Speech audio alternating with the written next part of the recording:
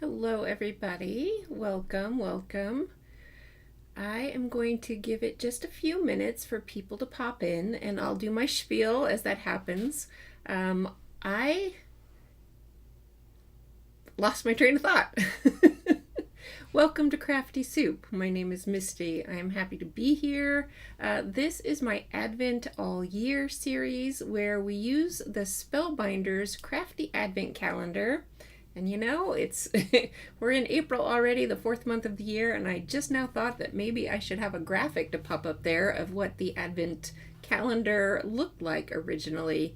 It was a small crafty Advent calendar from the month of December 2025, and the calendars are very popular. I've been doing mine since they started releasing those, I think maybe 4 years now. And then this past December, I decided I wanted to keep the fun rolling all year long. And part of what I love to do with the calendars, yes, I think the products are gorgeous and I love to make things with them, but I also like to see the shapes in the die sets. So it's mostly die sets, although there's some stamps and stencils and a few other goodies. I like to see the shapes in the die sets and see what else creative I can do with them.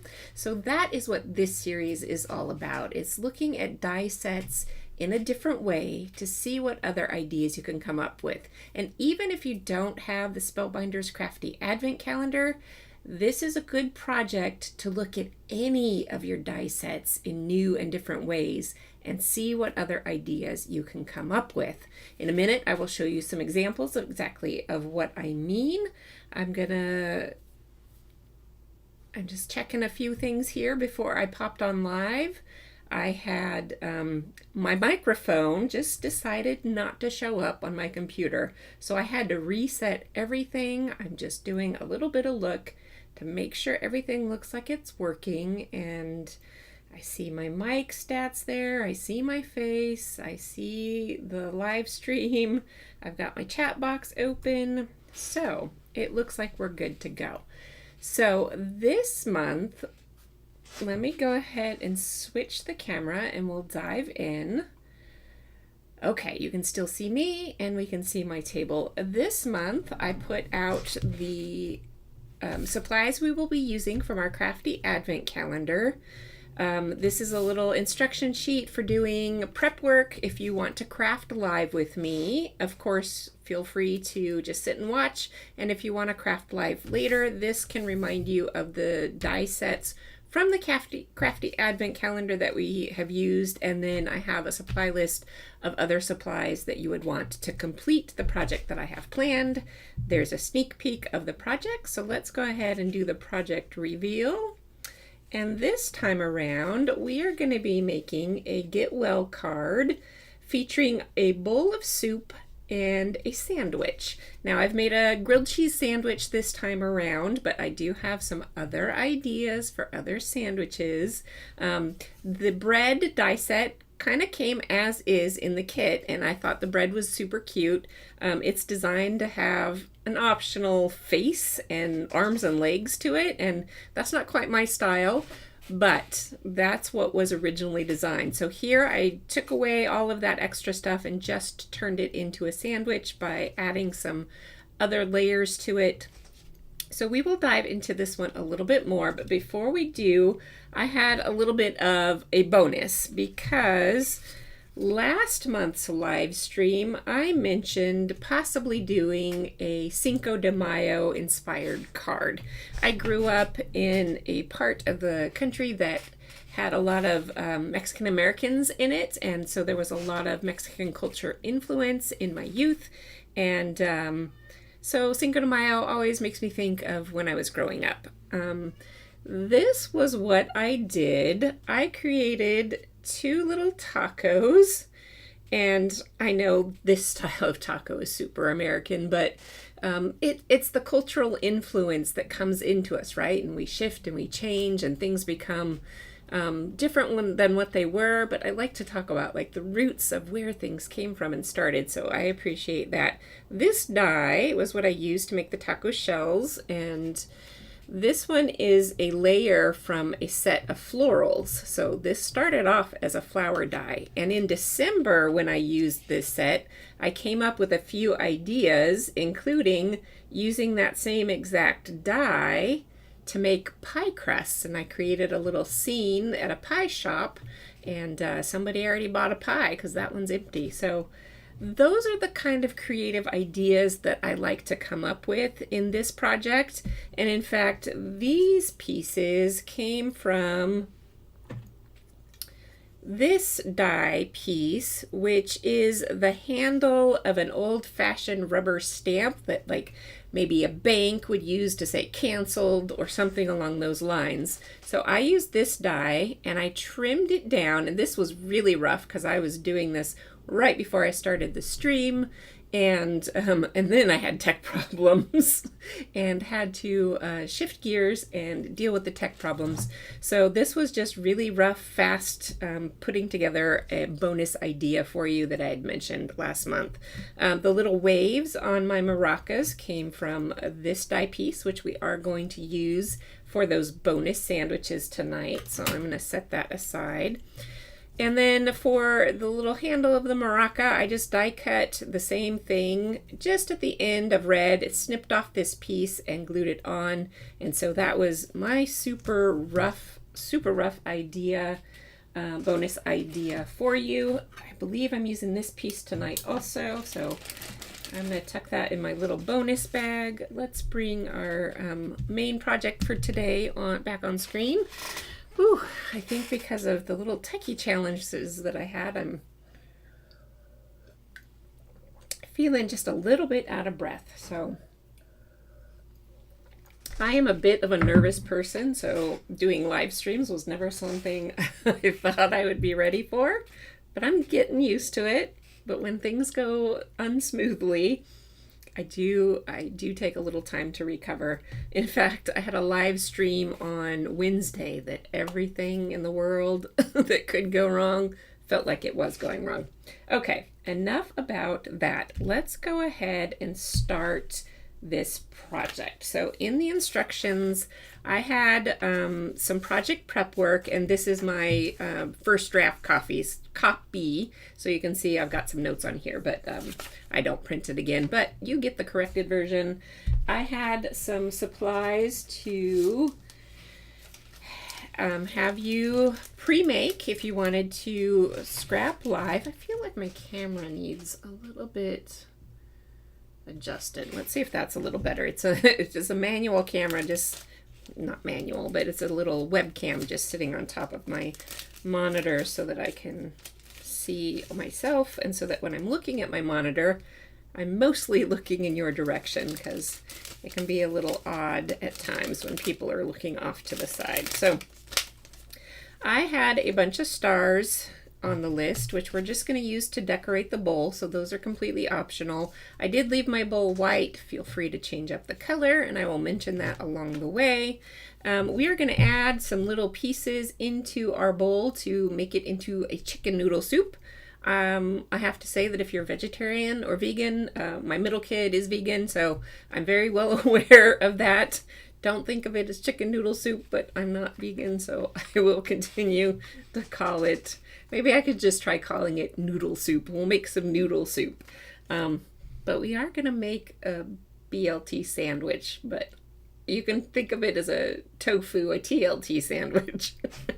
All right, we are going to make little hearts with this die. This is a part of a 4-leaf clover from the very last day of our kit, but we're going to snip it apart and create some hearts. And then we have some other sandwich ideas. We're also going to make a stencil, and I used cardstock for making my sample project for my stencil. But if you have a heavyweight vellum, this would work better. And because I have this scrap piece of vellum from a project that went wrong, I'm going to use that. But just know it's the exact same thing that I'm doing that I would have done on cardstock. And I think we're going to start with that because that one does take a little bit of time, because we are going to die cut all of these stripes using this piece from our die set. And in fact, this is the bottom of the stamper piece from the old-fashioned stamper set. So that's where this piece came from. And we're going to give ourselves some markings with a pencil, follow those markings along, and do repeat die cutting to create a stencil. So you can do fun stencils on your own with any dies. You could do, stencil a random pattern of flowers and make yourself a flower stencil. So I like to remind people with other good crafty ideas like that you can take and use at any point in your crafting. So let's start with this. I am going to trim this down so it fits better in my die cut machine. And because of my mic problems, I've got my mic extra close to me, so you might be hearing a little bit more of my table noise than usual. And in fact, my mic seems to be going into the red zone a little bit, which means it's might blow out your ears a little bit. So I'm going to turn that down. Hopefully it hasn't been too loud this whole time. I am working on doing a little bit of upgrade in here because I know that my mic is picking up a lot of echo from the room, which is a common streamer problem. You have to buy baffling panels and stuff and attach them places to get that echo to go away. So I'm researching and going to be buying some products to do that. Okay, so yeah, audio can be an issue. In this little tray, I have a bunch of pieces from other things. I wanted to just show you really quick. This corner die set, which we'll get to in a minute, I use to make water waves. I use to make just a random like groovy pattern, sun rays, and again, just pattern. So look at these kinds of dies with a very open mind. This was a tray of all the leftover bits from me trying to get the bowl to work. So I just wanted to show you that no, these ideas don't come to me right away. Sometimes I really have to play with them before I figure things out. So if you are trying something and it doesn't work on the first try, don't give up. Just keep trying. Yes, I have had ideas that I have not been able to work out. In fact, really want to make a mermaid for this project, for this stream, and so far I haven't figured it out. So those are that's one of the things that I would really like to see if I could make work. All right, I'm going to put all of our pre-die cut pieces in there so that I don't lose anything, and we are going to make this stencil. So grab a pencil. This is the card front that we are going to stencil onto, and it's going to get trimmed down, so I'm not going to worry about, smudging it with my pencil at this stage of the game. I'm going to just trace around this stencil, and this is going to be the start, or not the stencil, the card front. This is going to be the start of helping us keep straight lines for our stencil. Now you see it's not straight on my paper, and that is perfectly okay. Pencil does smudge on vellum pretty much, but I'm not going to worry about it. It'll get messy. That's okay. I do need a ruler, and I have a clear ruler, and I do like to use a clear ruler, but use whatever you like to use because the clear aspect of it isn't super important.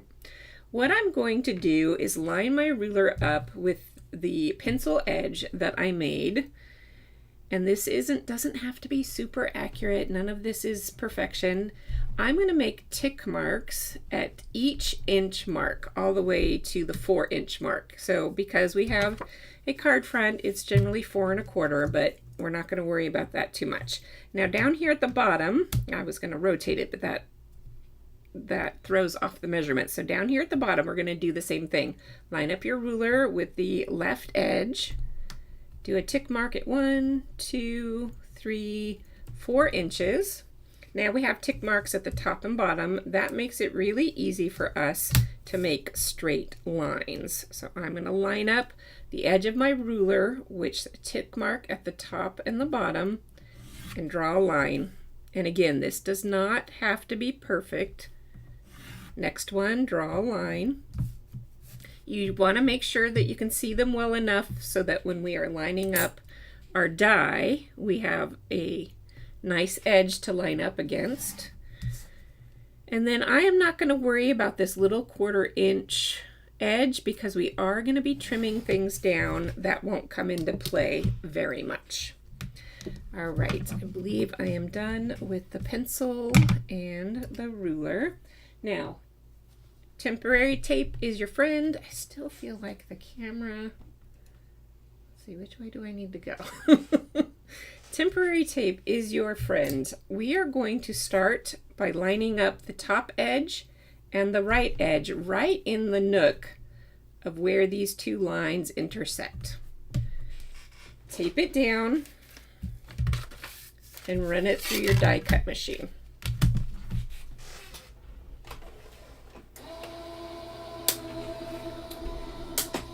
So this does take a while. We have to do at least 3 die cuts for each of these stripes. So what I'm going to do is, I know we're trying to craft everything live, but you can do this. We'll do all the other goodies, and then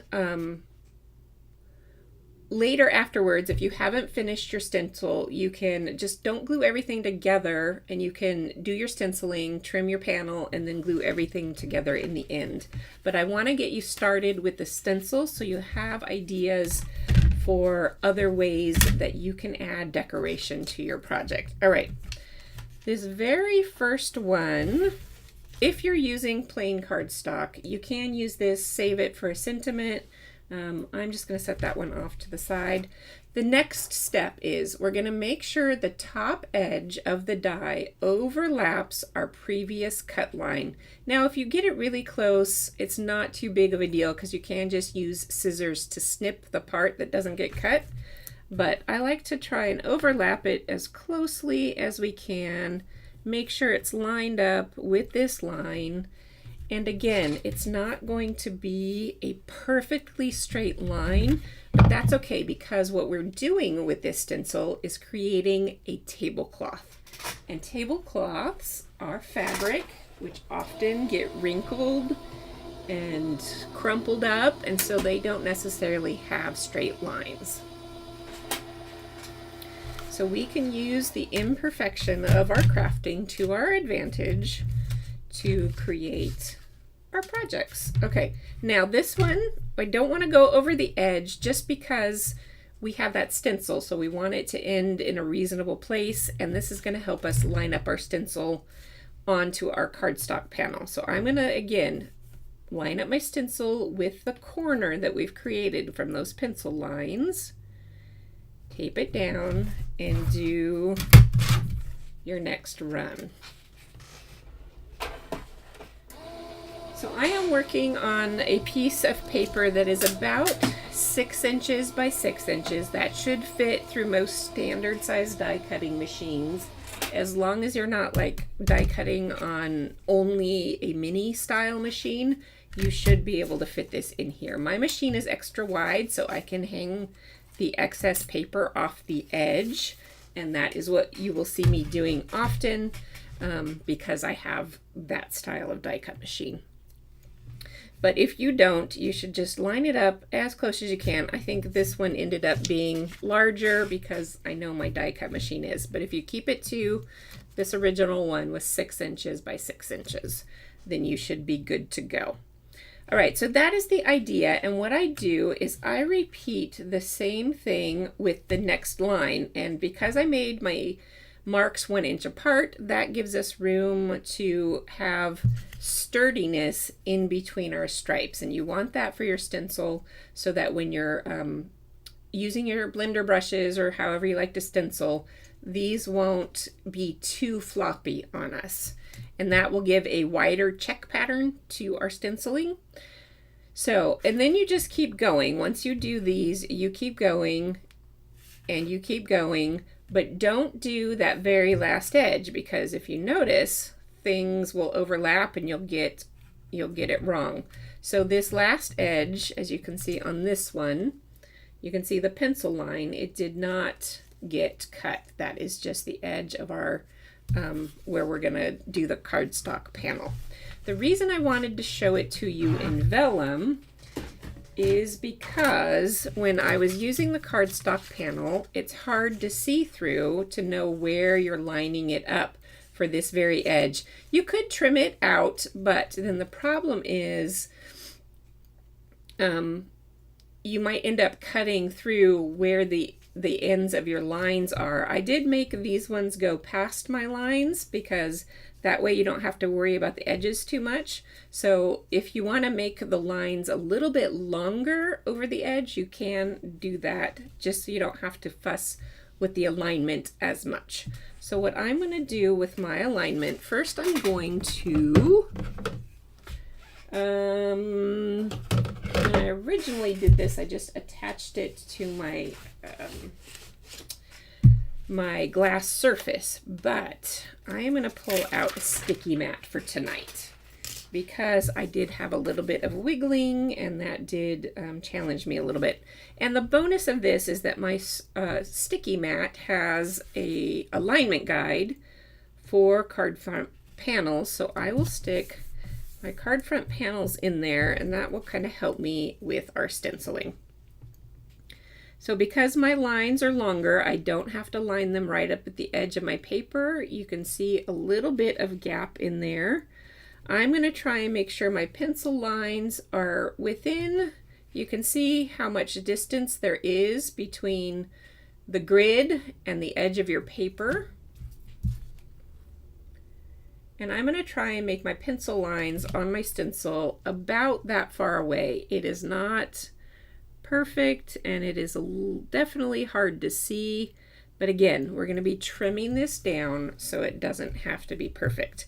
I am taping my stencil in place on all four sides because that's going to help with that wobble issue that I mentioned before. I have these big chunky blender brushes, but you can use anything, and in fact a dome foam might work better because then you're not going to be rubbing up against these lines quite as much, although it's a little harder to get a smooth blend with a dome foam blender. So use the blending tool that you feel the most comfortable with. And I like these ones because they do the blending very fast, and they feel good in my hand, and they're super soft. I just want to rub them all over my face, but can't do that once they're inky. Okay, so we're going to do this blending pretty quickly. I am going to kind of hold this a little bit, but I'm just going to start rubbing this down. And this isn't a focal point to our card, so this is just adding some texture in the background. So again, it does not have to be perfect. I'm just going to add that there. Whew, and I'm going to give my voice a little bit of a rest.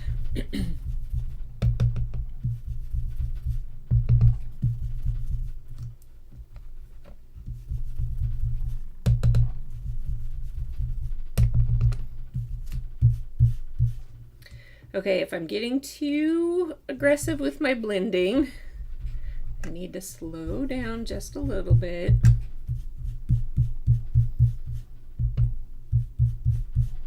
I will take a peek under here.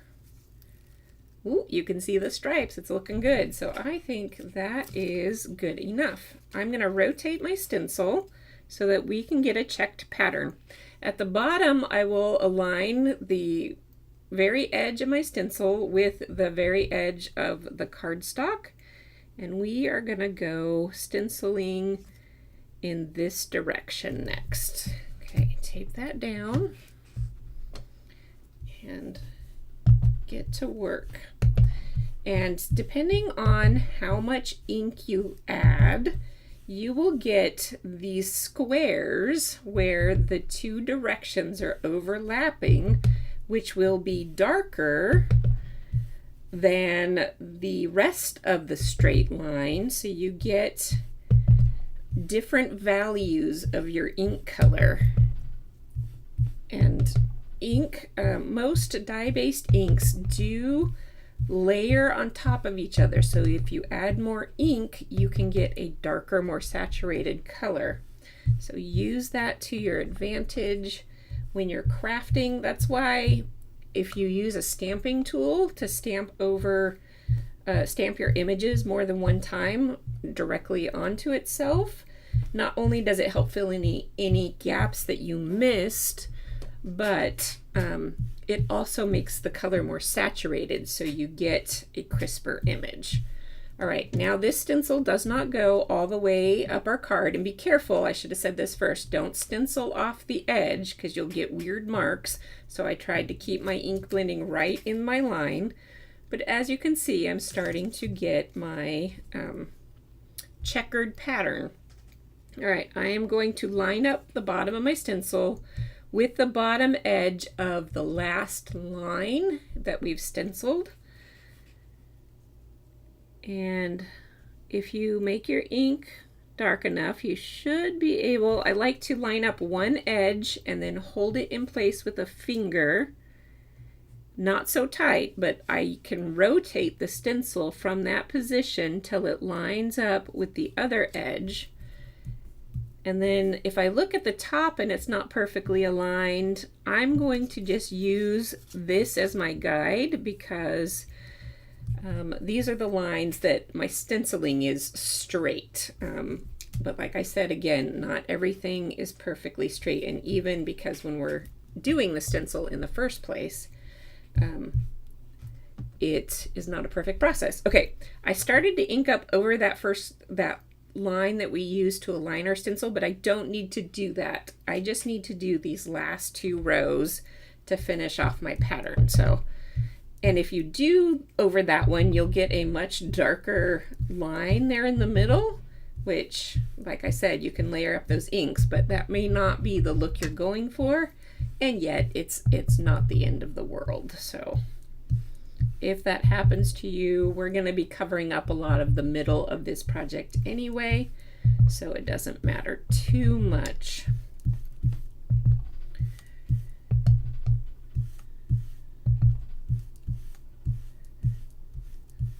All right, let's take a peek at that, and that is looking good. So I am going to set my stencil aside.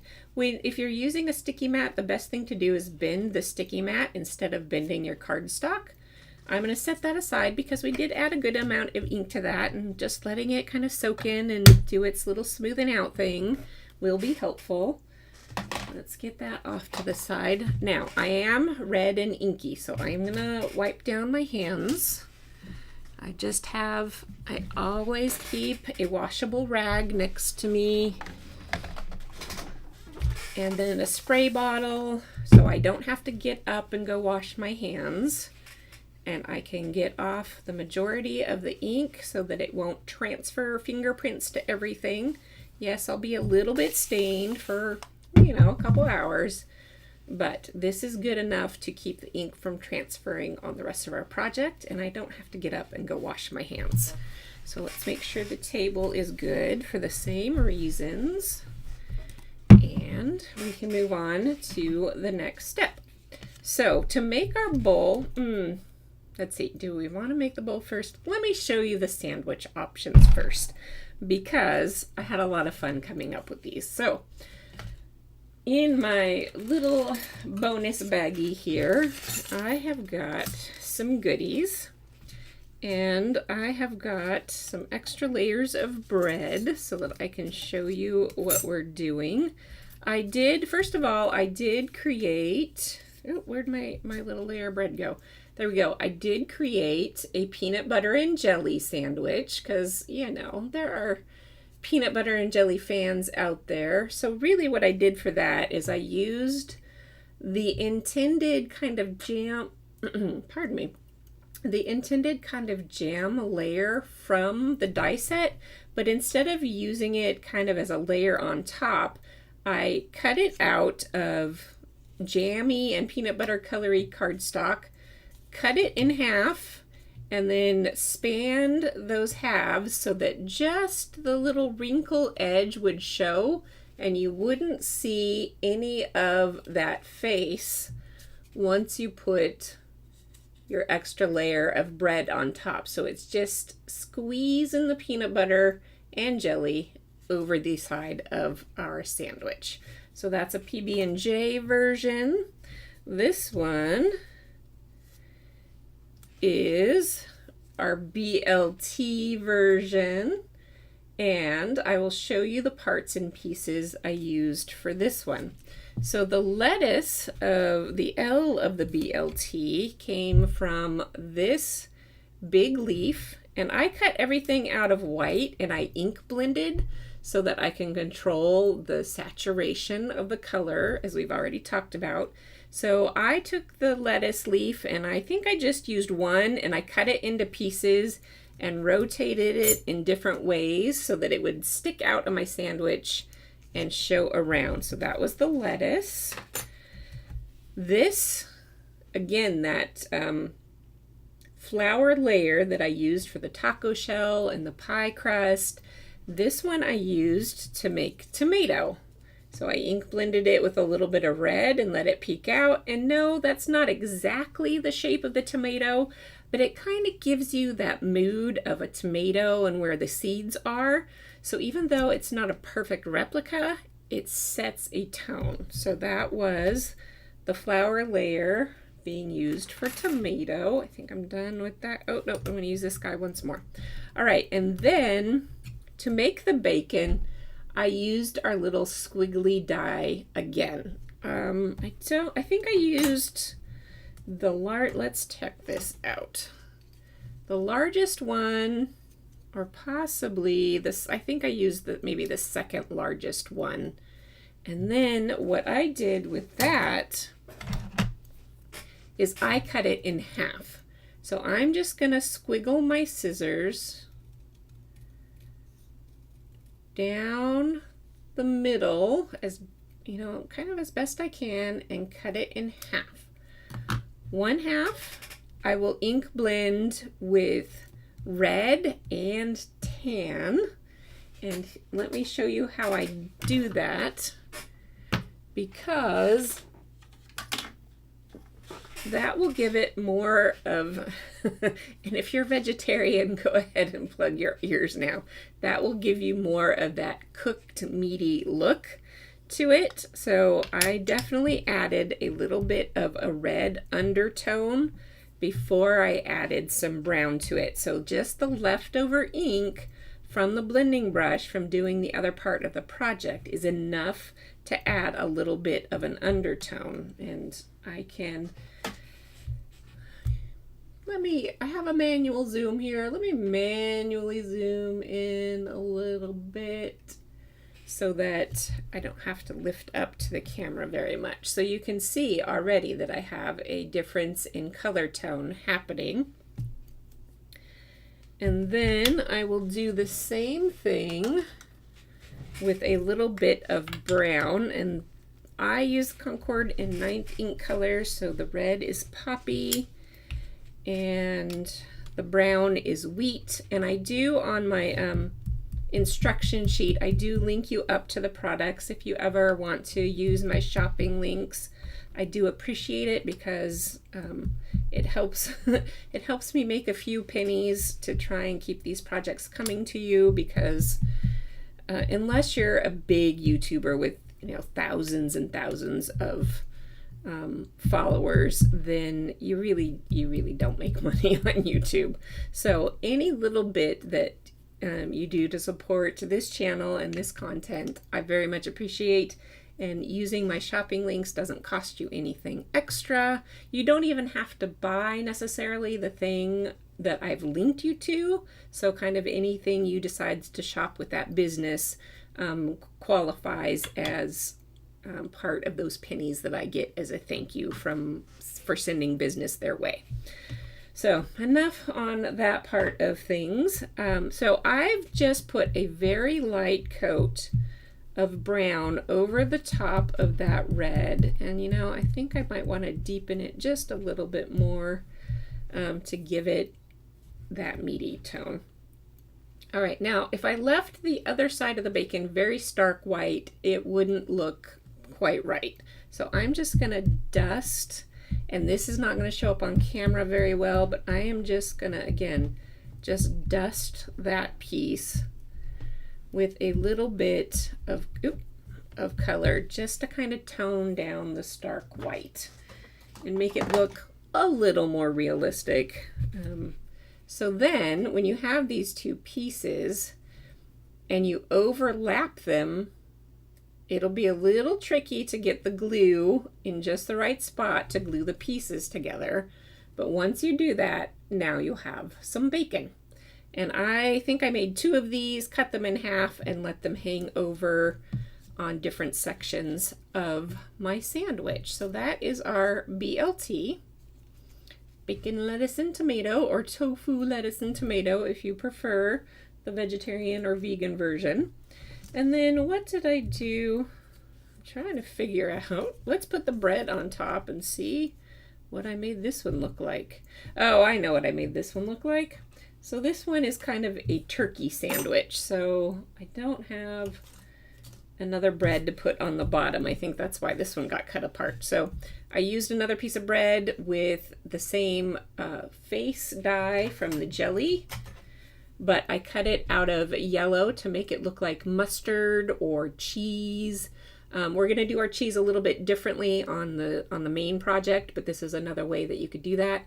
And then I used the bread slice, which comes in 2 parts. It comes in this larger outline rim and then the smaller inner layer to stack it up to make it look like it has a crust. So I just used the inner layer of our bread die. And in fact, if we take a look at them here, you can see the larger outer layer and the smaller inner layer. So I just used that inner layer. I gave it a dusting of a little bit of yellow and a little bit of brown to make it look more like turkey. So this one is our turkey and mustard or turkey and cheese sandwich. So let's get, if I can hold all those pieces together. So there we go. We've got a turkey sandwich as well. All right, so those are the sandwich options. The ones that I created for this, I just did cheese. So I cut out a bottom layer just to help glue everything together and hold everything together. I cut out my bottom layer out of the dark color.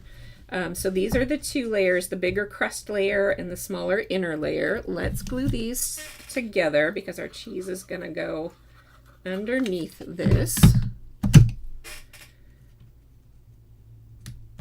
So you can see that you've got now the bread layer with the outer crust layer. Now I did mine a little bit differently, and this is totally optional. If you take these 2 pieces and line them up so that it's fairly even around the edge, you can tape them together to get a cut right in this rim that is a separate crust layer. And then you can glue that in place around your top layer so that you get a little bit more of a realistic look to the crust. I don't know if you'll be able to see side by side the difference. This one is made by adding, let me see, I think the lighting is making too much of a shadow. This one is made by adding that extra rim layer around, and this one is made by having just the 2 separate pieces. I don't know if that's making any sense, but I liked this just a little bit better because it reminds me as a kid of grabbing the edge of the crust and peeling, and it would just peel off all the way around. And this reminds me of kind of that line that I would see when it peels off. So just a little inside to my brain. So there are different ways to go about making your crust. The other thing I did with my bread to make it, again, a little more realistic, and these are details you can choose to add or not. I just tap, tap, tap, tap a couple of dots with a very fine line black pen. This is a Stabilo, or I've heard it pronounced from stationary YouTube channels, Stabilo or something along those lines. So I'm probably saying it very wrong, but Stabilo pen in a very fine point. This is fine 0.4. So tap, tap, tap, maybe a cluster of 4 or 5 dots. Make sure some of your clusters go right up near the crust of your bread, because that's going to look more natural. If you stop it too far from the crust all the way around, your eye can see kind of that hard stop line, and it takes you out of the moment and you just start seeing that hard line instead of seeing the shape in the image. Okay, so I'm just going to do a few of these. If you want your toast to look more grilled, go ahead and add a bit of a darker brown ink shading to it to make it look more grilled. So lots of options on kind of making the project your own. So I cut this inner layer of the die out of a yellowy orange, and this is going to be our cheese, which is oozing out. I just cut it down the middle. Oh, I see some red ink over there. Hopefully. And then I'm going to put it under my sandwich, but I don't want to offset it exactly because that doesn't look super natural. So I'm going to make sure I kind of tip it, move it around. You could even cut it more and have it ooze out from different places behind your bread. But I kept it simpler, and I just kind of tipped it, and making sure I don't let the hard edge poke out. I just kind of tipped it, and maybe we could even cover up that little dip so it looks less like the bread. And then you can glue it down and then do the same thing on the other side. Maybe I'll make this one tip up a little bit more. Okay, and then I'm going to glue all of this down to my bottom piece of bread, and that just makes it, this is optional, this just makes it so that it's easier to pick up and move around the pieces and manipulate everything. Plus it gives it some thickness, so on your cardstock it looks more substantial like a sandwich would. So, and then we're going to layer up our bowl on some foam, so you get a little bit of thickness from the sandwich and then a little bit more depth with the bowl and the foam dots. So again, just scene setting, making things look a little more realistic. I did set my whole scene on a vellum circle. I love vellum.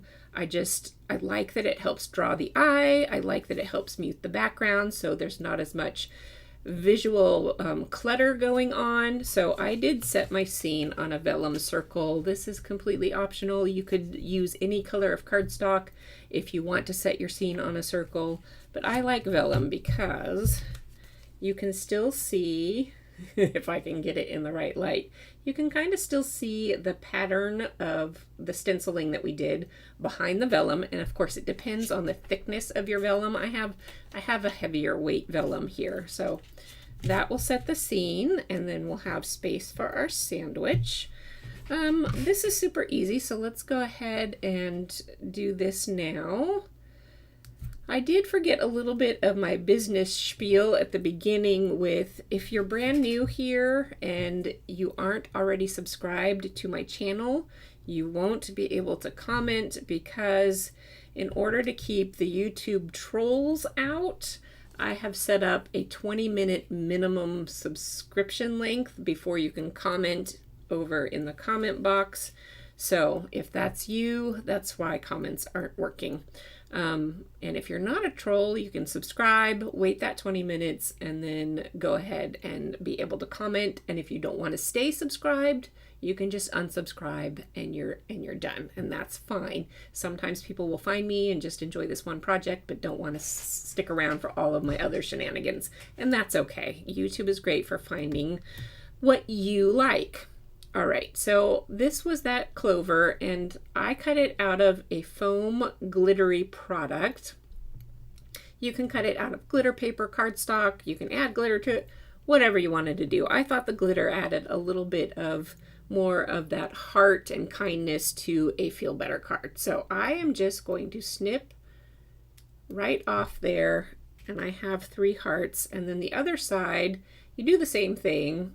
You're just snipping off this little middle connector that's used for making the original 4-leaf clover. So a little bit of snip, and that is that. So I only use, oh, I did end up using 4. So I'm going to just kind of put those, you cannot see that. I'm just going to kind of set those in place because that will be when we get to gluing everything together. But in fact, we have to trim that panel before we glue everything together. I mean, you don't have to. The only reason I trimmed it was I like borders. And if you want to get your stenciling in so that it doesn't have this awkward gap of a stripe over here, then you can cut the panel down and make it a little more even, a little more symmetrical.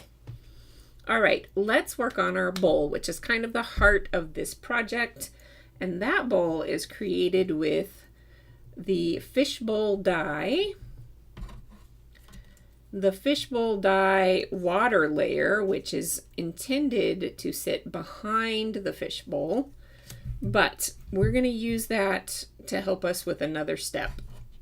I also had you keep all of the pieces when you cut the fishbowl. So this is the inner piece. The dropout is the technical term for dies. We're going to keep this inner dropout piece. And we're also keeping the bottom of the dropout for the fishbowl rim and the top of the dropout for the fishbowl rim, and we're going to use those to construct our soup bowl. The other die cuts that I have sitting here, we're going to create carrots by ink blending these little pieces, which came from, remember I showed you the floral layer die set from that same flower set. We have this teeny tiny die which creates flower centers. I opted to use this side of the die that has a little bit of embossing etched lines in it so that it would give some texture to our little carrots. But again, you do you. This is the phone cord from the phone set. We're going to snip this off. Well, we're going to ink blend it first to make it look like kind of macaroni noodles, just kind of squiggly noodles. And we're going to snip apart sections of it to create our noodles.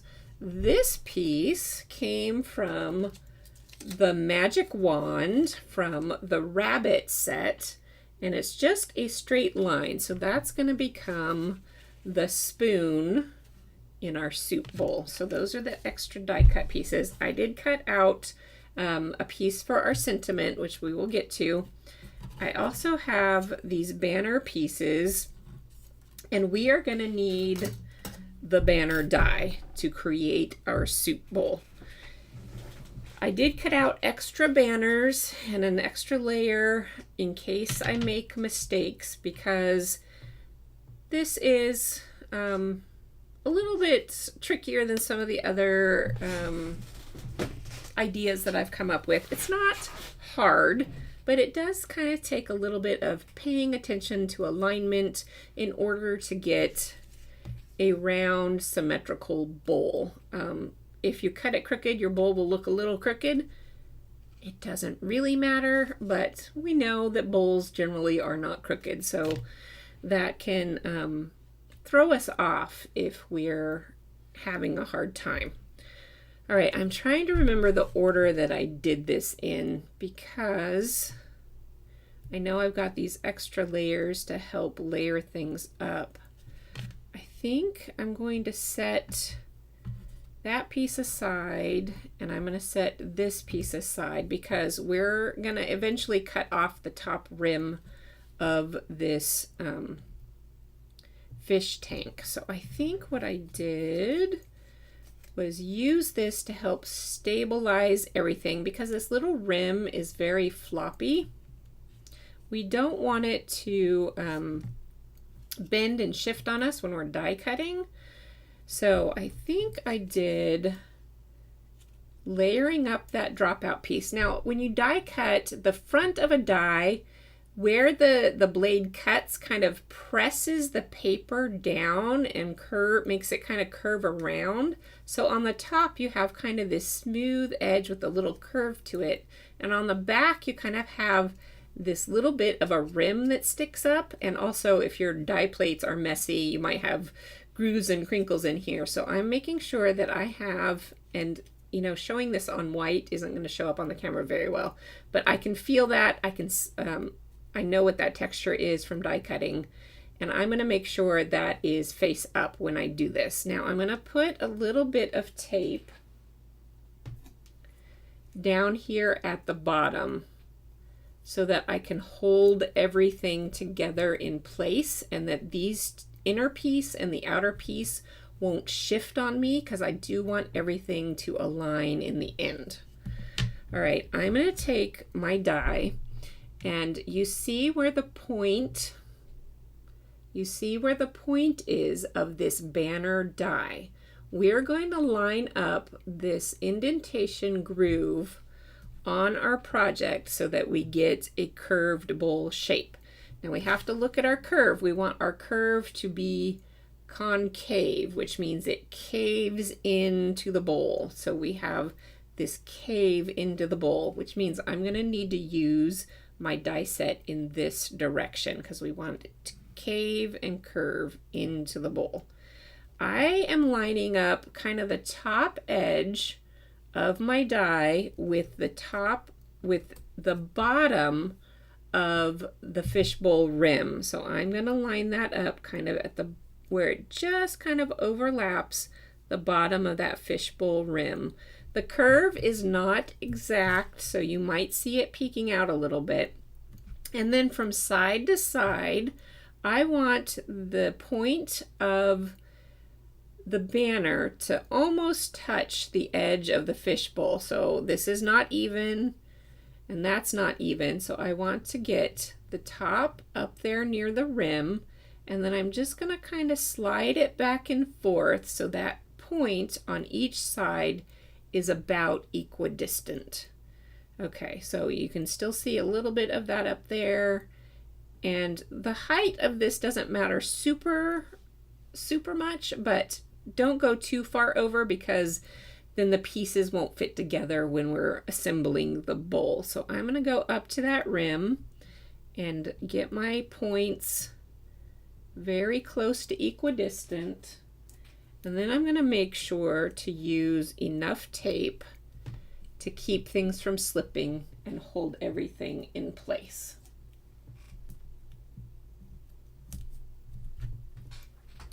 And I will run that through my die cut machine. I have buried my die cut plates under all of the example stuff I've set off to the side of my desk. So let me unbury those plates. This live stream goes for between an hour and an hour and a half, and I am already at the top of the hour, so we're probably going to go to the hour and a half mark tonight. But again, this all gets recorded and will be available on replay, and you can always rewatch, pause, watch again later to get your project done. All right, so as I remove that die, you can see we have the start of our bowl shape. So I'm going to get rid of, I think I get rid of all of these pieces. It's been a little while since I made the sample, and I didn't have time to think and review because I had that tech problem. So I'm trying to go off the top of my head with the memory of what I did in the past. All right, so I have this banner, and you can kind of see on camera that this is a cream color and this is a white color. And the only reason I did these two pieces out of different colors was to give a little more dimension to our bowl. So if you can see on my example, this creamy color becomes the rim of the bowl. It's also going to become the back rim of the bowl, and anything that's in the back often has a deeper color to it because it's in the distance, it's more in shadow, and our eye notices the difference in colors to help us perceive depth. So that is why I cut it out of the creamy color. Optional. I just wanted to explain some of these concepts to you so you're getting a little more kind of, I wouldn't say art theory, but it's kind of along those lines of art theory so that you can kind of learn and grow. All right, so we are going to do a similar thing with our rim piece as we did with die cutting the bowl. I'm going to grab that banner, I'm going to line it up in the same direction, but I'm going to make the top rim line up with the grooves in our banner. So what helped me do that was to turn it over. And again, if you go too far this way or too far that way, it's not going to be even. So I'm going to try and center it on the cutting line. And the shadows from my side lights are tricky, but you can see the cutting line right up here. It's not out here on the edge of the die, it's right up here on the inner edge of the die. So I want that cutting line to line up with the pointed groove in my die cut piece. So I'm going to make sure the little end nips of my banner are lined up with the corners on the die. The end nips of the die cut banner are lined up with the cutting plate on the top of the die. And while I hold this all in place, I will try and add some tape to the top of the die so that when I put this facing on the correct side of my die cutting plates, this will all be in place. And this is something that I did have to do a couple of times because it did keep slipping on me. And in fact, this piece of tape doesn't seem to be quite tacky enough. So let me grab another piece, make sure it's still kind of in place. And this tape feels much tackier, so I think this one will hold better. Okay, that's definitely holding better on that side. We'll see how this side does running through my die. My machine. Okay. While that goes, I'm going to pull out my other layer, and this is going to help us glue everything together, because what's going to happen is now that I have this cut, we're going to have these skinny pieces, and it would be hard to glue all of this stuff together. So adding another layer is going to help with that. All right, so I'm going to set that aside, put my tape aside. All right, I think, am I ready to glue things down? I think I'm ready to glue these layers down. So I'm going to leave that little piece of tape in place for just a minute. I'm going to kind of open this up. I will squirt some glue in here. Tape that back down. I can lift very carefully this side edge. And my glue has a little blobby on the side. I can very carefully lift this side edge and add a little glue. I don't think I'm going to glue too much all the way around just yet, but you can add more glue to it and reinforce it later. Right now, I just want to help hold everything in place. And when you're doing it, go ahead and add all your glue, but for the sake of time on the video, I'm just going to kind of tack that top in place. I will take off this tape now that things are holding together. I will go ahead and glue in my bottom little bowl, my bowl bottom. And this part again is optional because it just adds the dimension to the bowl. So I'm going to go ahead and glue that in place, and that way we're getting more of a complete bowl as we move through the project. All right, so this piece is going to be glued behind our bowl, and because it's the exact same shape, it's going to help us hold everything together. It's also going to give us a way to slip our spoon, in between so that the spoon will hide down there. All right, so we have these two rim pieces of our bowl. Of course, we want the curve of the rim to match the curve of our bowl. The curve of our bowl we made up here. So here's my rim piece, and I gotta make sure I've got it right side up. So if you have it upside down, it might be looking like it's going the wrong direction. It could be that way too. So make sure it's right side up and it's rotated to the correct orientation. So notice that it's not quite reaching all the way to the rim of my bowl. Some of that is going to be helped along by gluing this behind, and we'll do some trimming. Let me go ahead and glue this one in place. I am trying to think about all the steps I did to make this a little smoother. I'm going to glue this just at the very bottom because we still want this to kind of lift up from this back piece so that we can slide our spoon in there. But again, all these layers are helping to make everything a little bit more sturdy as we work with these kind of delicate pieces. All right, I didn't do it tonight, but I did do a little bit of ink blending on the edges of my bowl to add some shadow. Completely optional. I'm skipping it tonight, but you could do that. Again, use a blending brush that don't ink it up. Just use whatever ink is left in there. I used a gray, but you could use a tan, or if you're using a colored cardstock to cut your bowl, it doesn't have to be white. You can just use a bit of tone-on-tone ink blending. Okay, so I want to glue this rim in place. And we're going to try and hide this upper layer because we don't want to see that. That's going to ruin the illusion of the bowl. So I'm going to shift this upward a little bit.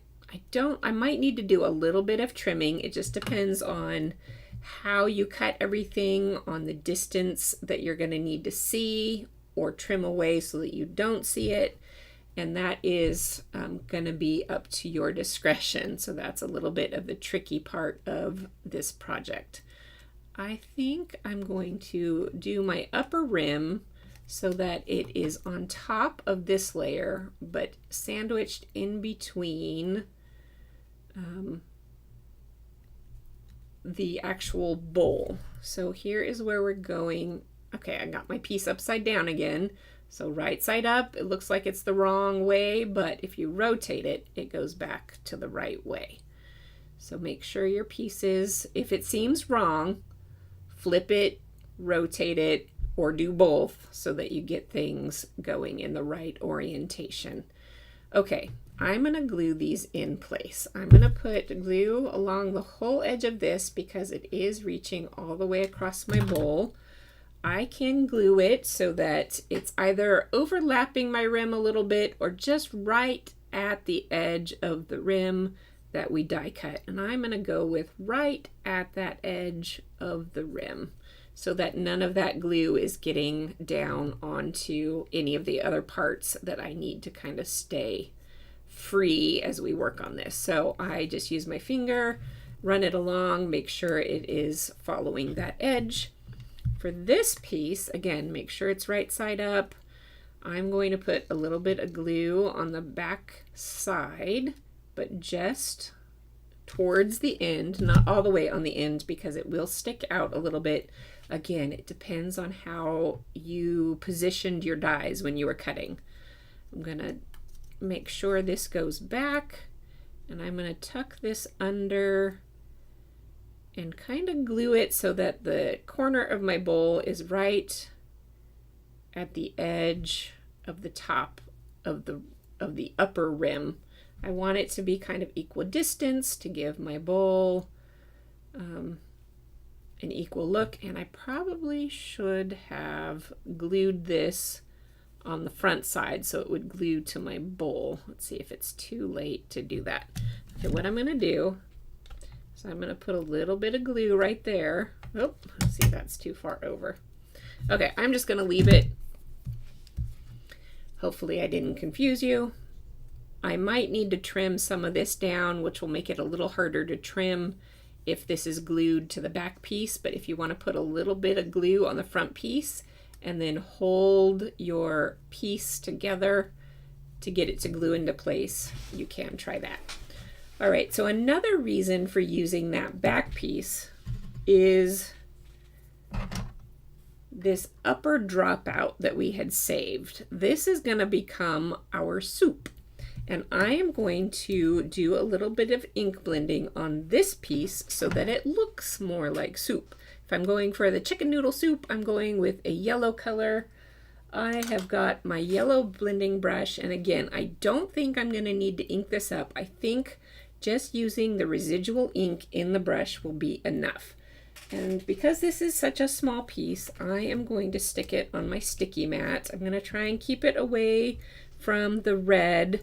You can wipe down a sticky mat if you have one of these chamois style stamp cleaners. You don't want to use any kind of rag or paper towel because lint will stick to your sticky mat and ruin it. But if you have this chamois style, which is these days is just made out of a plastic product, but it's non-lint, so you can spray it and wipe down your sticky mat gently so you don't wipe the sticky off. I'm going to just be careful and move this part to where there's no red ink, because that ink can reactivate and pick up as you're inking other things up. You want to try not to get any of that sticky mat ink on your project. So I'm going to put it here in the middle and just add it. I can see it. Can you see the little halo of yellow going? I'm just going to add a little bit of yellow. You can maybe add a little bit of tan if you want to make it look brothy colored. Just a little bit of yellow. I do want to make it a little bit of a darker yellow because we're going to do the same thing for our noodle with the same yellow. And again, this comes back to that saturation idea that if we do more inking, we get a different color than if we do less inking. So we're going to use that to our advantage to create these layers. Now, you could cut these out of cardstock colors that are the colors you want them to be. But I think if you have a few of the just basic rainbow colors of ink, you know, red, orange, yellow, green, blue, purple, then you can have a pile of white cardstock and do ink blending and not have to keep all of the rainbows of colors of white cardstock. So like I want a darker yellow cardstock and then a lighter yellow cardstock. That means I would have to have two collections just for yellow. So inking gives you more flexibility and more bang for your buck, I think. Yes, you do need tools, but these will last a very long time and you don't have to worry about it. All right, I think that's about as dark as I can get it with the residual ink. Now I'm going to just very gently dust, if there's enough residual ink in my brush, the curly phone cord with a little bit of that yellow. And then I'm trying to make it look like pasta. So pasta is a little bit yellow, but it is also a little bit brown. So I'm going to come back with that brown brush, and in the meantime I will move my soup over there, and I'm going to add just a little dusting of brown. And you can do this on scraps of white cardstock just to practice how much color, how much pressure, how much dusting you need before you do it on your actual die cut piece, so that you don't feel like you're messing a bunch of things up. If you practice on scraps, which are going to go in the recycle bin anyway, then you can feel like, I think I need more brown actually, so I am going to grab my ink. Yeah, if you practice, you feel like you've got a better hang of it before you do it on your final project, and then you can feel more successful.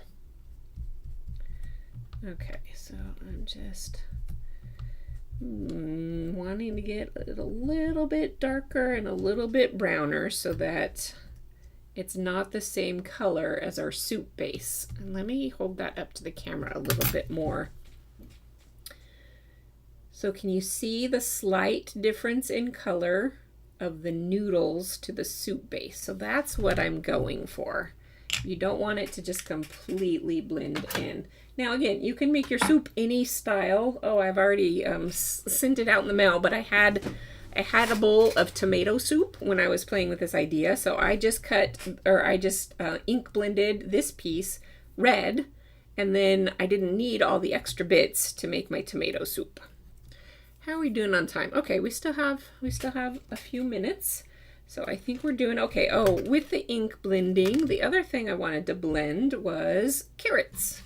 So I'm going to grab these little pieces And I am doing my own color mixing again. I am going to use the residual ink. And again, so if you're using ink colors, you can just have red and yellow to make orange. You don't even have to buy orange ink. If you want a very specific orange, then yes, go ahead and buy it. But there is a lot of flexibility if you know a little bit of color theory. So I'm going to add as much yellow as I can on top of this, because in color theory, yellow is a weaker color. I don't know if that's the official term. And red is a stronger color. So it takes, if you add a lot of red and just a little bit of yellow, it's not going to look very orange. You want to go the other way around. You want to add a lot of yellow because it's a weaker color and just a little bit of red, and then you'll get an orange. So I am going to grab, I think I used a Buttercup. I'm going to grab my orange or my yellow ink pad. And I'm going to add a lot of yellow onto these. Okay, so that was better in terms of yellow. Now with the residual of my red, I'm just going to start tapping. So you can see the color change is starting to happen. And just with the residual red in my brush, I'm going to keep tapping until it gets to a shade of orange that I'm happy with. And we're getting really close. I think right about there is the shade of orange I want. So hopefully that was an awesome tip for you to do color blending, and you don't have to buy 600 colors of ink. You can use what you've got and add a little bit more, or, well, you can't add less, but start with a little bit and add more to build up the color you're looking for. All right, so that is our carrots. And we've got our noodles, which let's go ahead and nip these apart. I'm going to nip off this very end, and I'm going to nip off the other very end. I don't need those, so those go on the floor. I do a lot of sweeping things off to the floor and then sweeping later. I'm just going to nip off in various sections, so I'm not keeping the straight lines of these little connectors. So I'm going to nip off that one, and I'm holding it as best I can so it doesn't go flying. In the meantime, I will nip off that little section because I don't need it and it can go flying. And then this is a bigger curly Q, so I'm going to cut that one in half. Keep that. Again, this is still big, so I see a little bit of a bump. You're not going to be able to see that, but I see a little bit of a bump on the die. If my camera will focus. Come on, camera. Okay, well, it doesn't want to focus. I'm going to cut in between this bump and the one next door. There we go. I'll keep that. There's a little bit of a connector in between these ones, and I'll just cut those two apart. So now I've got some noodles for my bowl. I've got my bowl. I've got my spoon. I do want to show you, I did hand lettering for our sentiment, so I do want to make sure we get to that. So I'm not going to glue my stars onto my bowl, but how I did it is I started with one that looked about in the middle. And then I glued one on either end, and that breaks up the spacing so that your eye can see distance a little bit better. So in between the one on the end and one in the middle, I kind of spaced them as equally as I could get them in between with two more stars to get my spacing. So you don't need rulers or measuring, you just need your eye and a spacing trick. So end, middle, end, then divide the difference. Okay, so that's the stars. We won't glue those on camera tonight. We need to go back to our bowl and do a little bit of trimming. So over here where things are hanging over the edge, I'm just going to follow the edge either of your bowl or maybe of your upper rim. It just kind of depends on how yours are lining up about where you want to trim. And I'm going to trim off anything that's overhanging.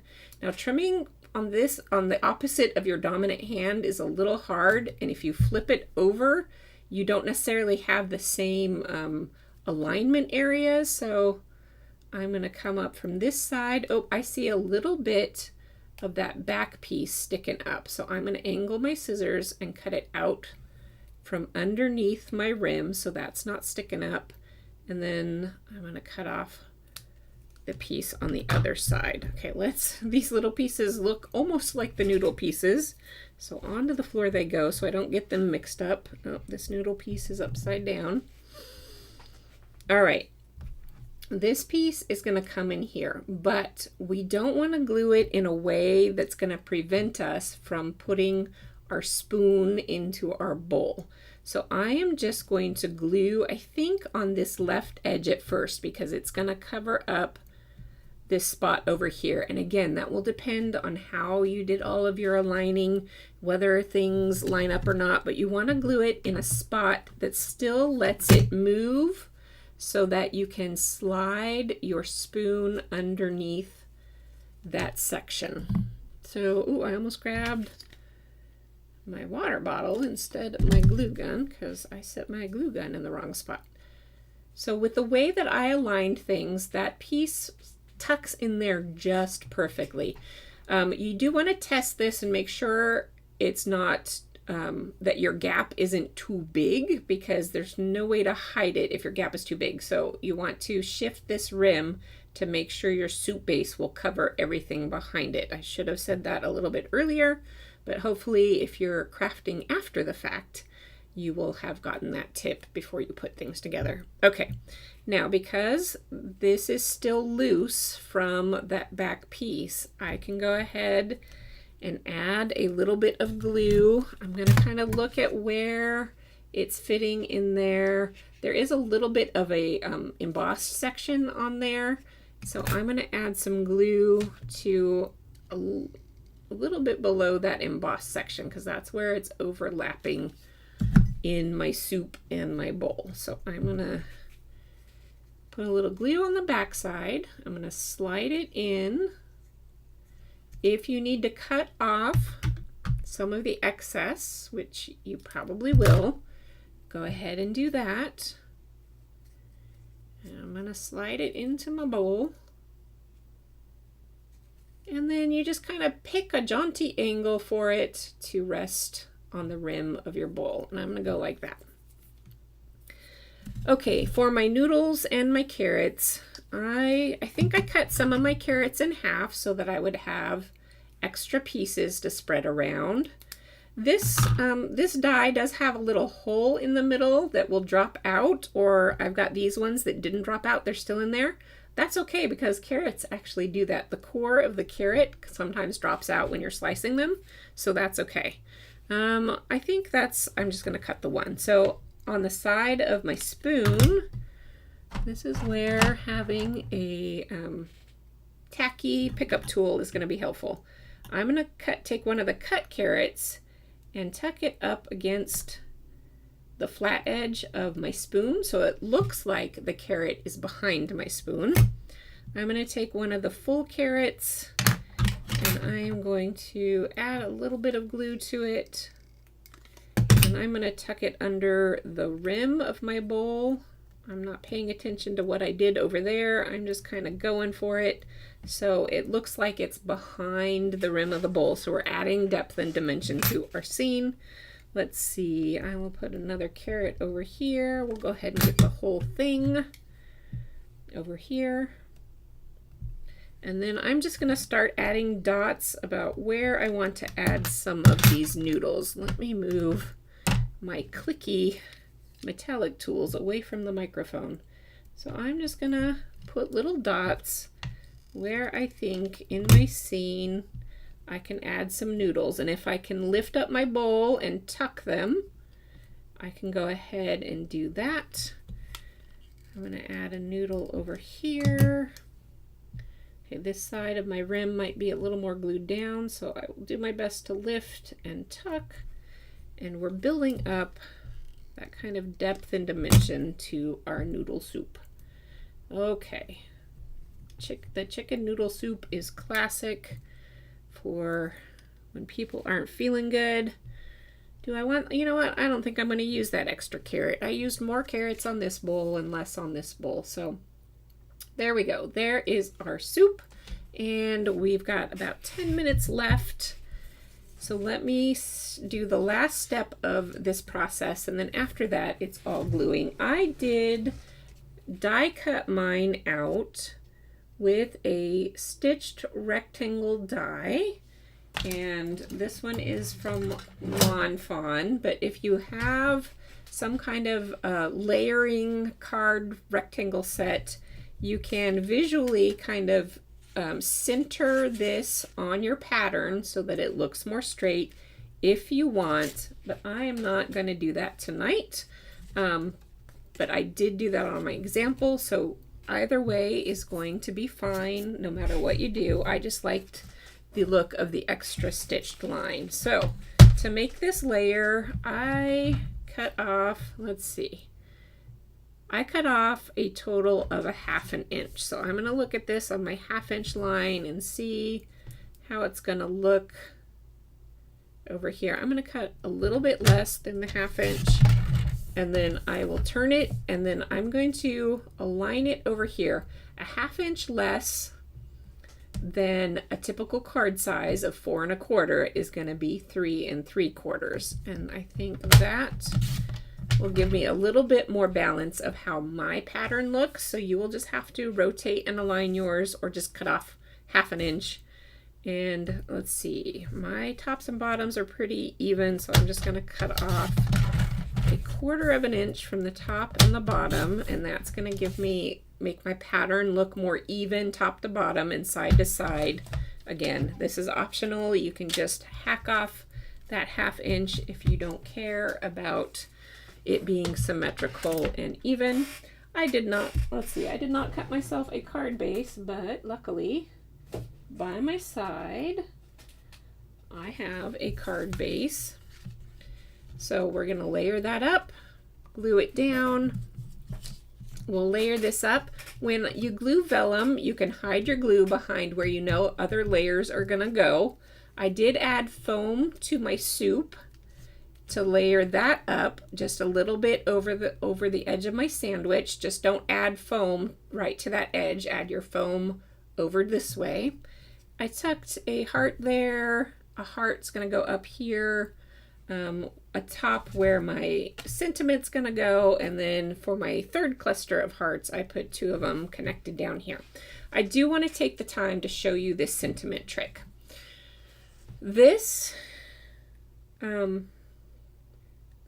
is that rectangle die that we've used already tonight, but you notice the embossed rim on this.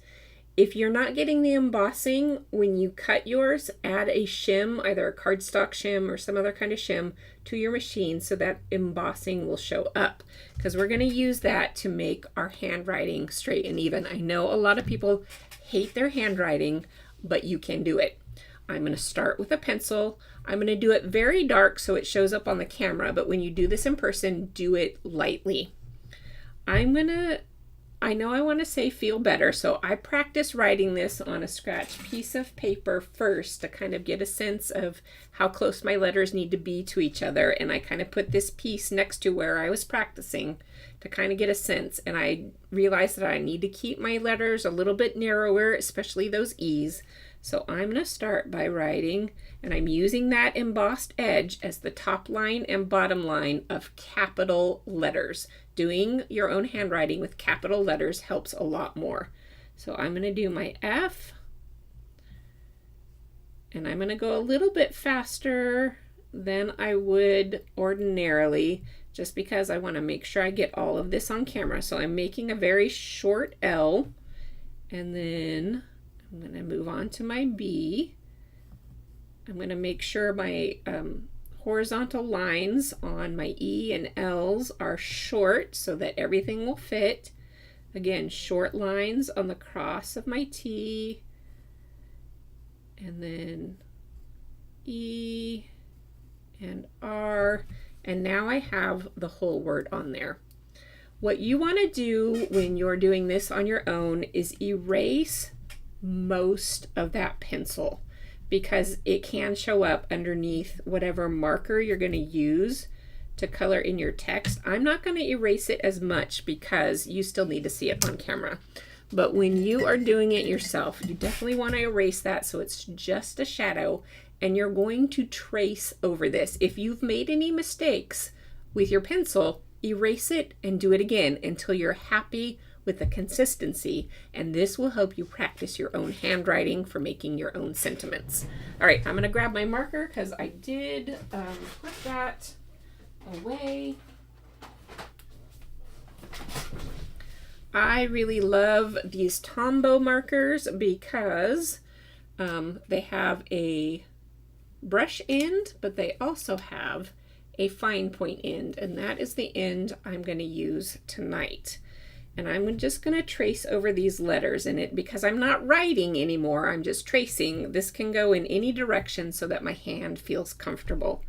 And I'm going to trace over these letters. And again, I would be a little more slow and careful if I were doing this for real, because I just got a little bit of a wobble in my hand as I'm trying to kind of rush and finish things up for you. So take your time. Be patient, practice this whole process on scrap cardstock before you do it on your final project so you feel like you can get the hang of it and feel successful at it. This is how I learned how to do my own handwriting on things. I do a lot of this on scrapbook pages because that is a lot of what I do is scrapbooking. But you can see here where I didn't erase the pencil lines, you can kind of see a dark shadowness behind your letters, whereas on this side they look a little bit crisper. And I know the camera is not great at showing a lot of these kinds of details, but if you erase, you can get a lighter, brighter, crisper lettering than if you just go straight over dark pencil. All right, I think we made it to the end of the project this time. I did pop up my sentiment.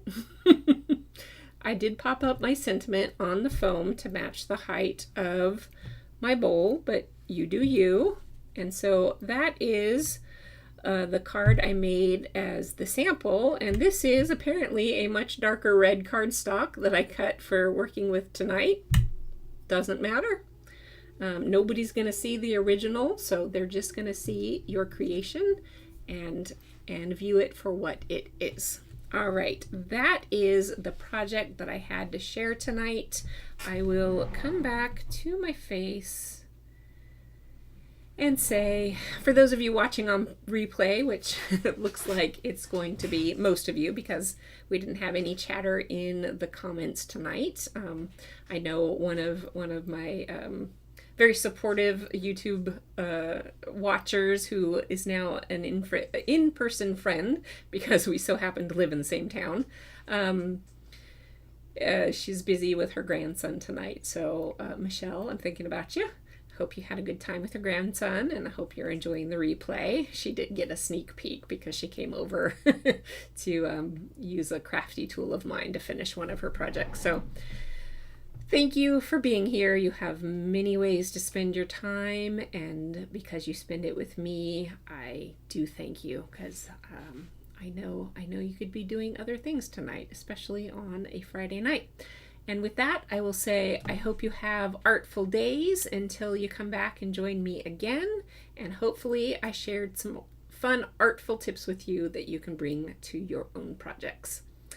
I may need to adjust the timing, the date of next month's project. I had to adjust the date of this one because I had a scheduling conflict, and it looks like that might be the case again in May. I will keep you posted, so be on the lookout for any messages along those lines. So good night, enjoy your weekend, and I hope you will join me again in the future.